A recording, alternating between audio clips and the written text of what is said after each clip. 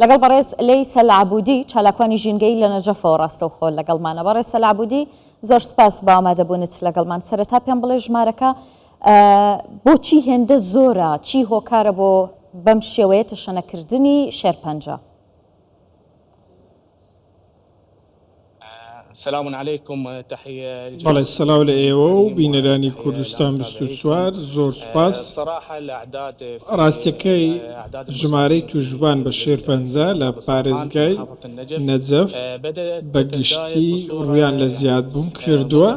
ئەو زیادبوونێکی سروشتی نییە لەبەرەوە ژمارەی توشبان لە ساڵی 2024 نزیکەی 2312 حاڵەت بۆ لە یەک ساڵدا بە پێچەوانەی ساڵانی ڕابردوودا کە ژمارەی توشبوون لەو ساڵانەدا 2150 حاڵەت بووە و بەرزبوونەوەی ڕێژەی توشبوون بە شێرپەنجە بۆ شێوازە پەیوەندی بە پیسی ئاو و پیسبوونی ژینگە و پیسبوونی ئاوی فوراتەوە هەیە.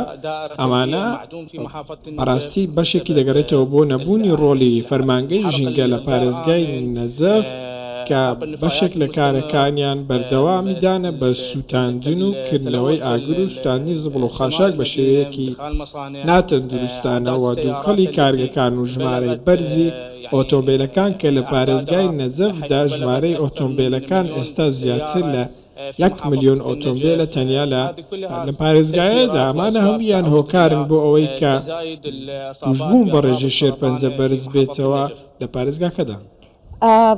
کەس بیر لەوە ناکاتەوە کە ینی وەکو دەستەی ژینگە وەکو حکوومەت تا وەکو هۆکارەکانی پاکراگرتنی ژینگە زیاتر بکەن تا بەم شێوەیە تەشەنە نەکاتەم نەخۆشیە؟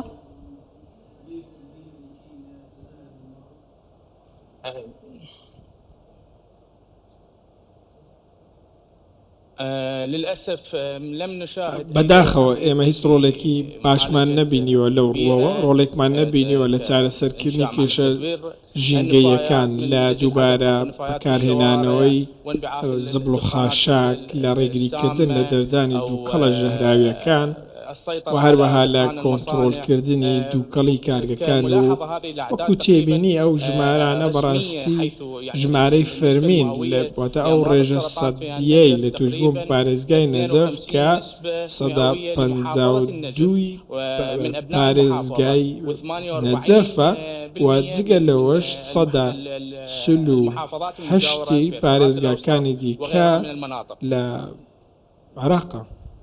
باشە. سنتەرەکانی چارەسەرکردن چۆنن؟ ڕازین لە چارەسەرکردنەکانیان؟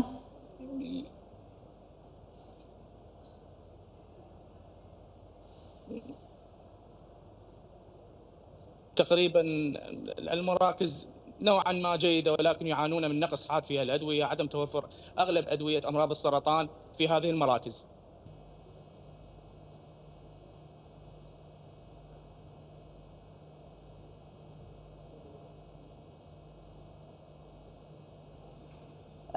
بەڕێز لەی سەگەر گوێبیستی دەنگی ئێمە بیت؟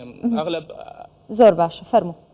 نعم أغلب المراكز لا تحتوي على الأدوية اللازمة لعلاج أمراض السرطان، حيث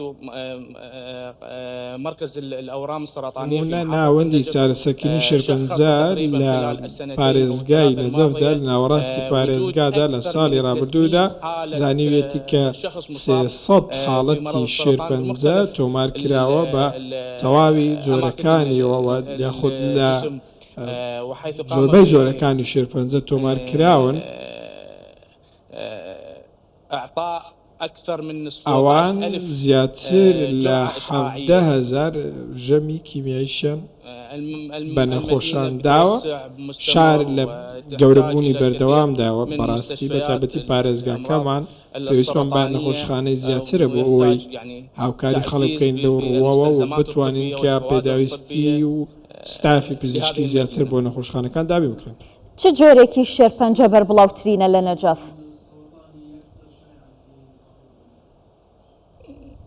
والله يعني مختلف زۆرەها شێرپەنجە لە تۆمارکراوە شێرپەنجەی سیەکان بەهۆی زگەرەکێشان و پیسی هەوا هەرچەندە وردەکاری بەردەست نییە لەو بارەیەوە بەڵام وەکو ئاماژەم پێکرد پیسبوونی ژینگە هۆکاری زۆربەی یەخود پیسبوونی خۆراک و نەبوونی خواردنی باش خواردنی ناتەندروست پیسی هەوا و زۆری ڕێژی قەڵاوی جگەرەکێشان ئەمانە هەمویان هۆکارن بۆ بڵاوبوونەوەی شێرپەنجە لە پارێزگای نەزەف. باشە ئێوە چالاکوانن ئەتوانیت پێم بڵێ کە هۆشیاریە تەندروستیەکان چەنن؟ واكو اسباب مجنون يعني احنا نحتاج تكثير بەڕاستی ئێمە لە پارێزگاکەمان وەکو چالاکوان پێویستمان بەوەیە کە زیاتر گرنگی بەم بابەتە بدرێت بە تایبەتی لە ڕووی میدیایی و دەبێت گرنگی زیاتری پێ بدەین. من راپۆرتێکم بینی لە یەکێک لە میدیاکان کە باسی مەترسی ڤیپی دەکرد لەبەرەوەی ئێمە دەبینین کە منداڵ دەبینین ڕۆژانە ڤیپ دەشێشن ئەمەش کاریگەری زۆری هەیە لەسەر توشبوون بە شێرپەنجە و لە هەمان کاتدا لە پارێزگا پێویستمان بە هۆشیارکردنەوەی خەڵکە نەک بەتەنیا لە ئێمە لە هەموو عراقدا گرنگترین شت هۆشیارکردنەوەی و پێویستە لایەنە پەیوەنددارەکان هاوکار بەگشتی بە تایبەتیش لە نەزەف.